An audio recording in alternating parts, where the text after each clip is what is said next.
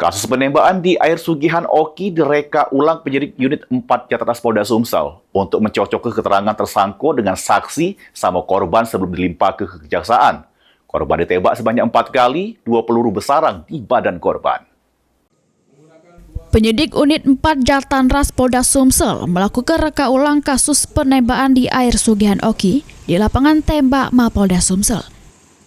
Selain ngadirkan tersangka, penyidik juga ngadirkan korbannya langsung serta beberapa wong saksi yang pas kejadian berada di TKP. Penembakan ini dipicu masalah lahan, yang mana pas kejadian korban secara baik-baik mendatangi rumah tersangka Junaidi untuk membahas batas lahan yang sengketa. Pas penembakan tersebut diperagakan pada adegan 10A sampai 10D.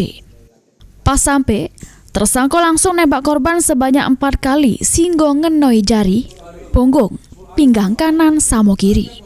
Menurut korban, reka ulang yang dilakukan sebanyak 14 adegan sudah sesuai dengan fakta di lokasi kejadian. Pertama kena ini kan, jempol ini hilang, bawa ini kan, pas ini, nah lurus kepala ini kan, di punggung kanan sama di apa namanya? Pinggang kanan. Pinggang samping ini lah satu.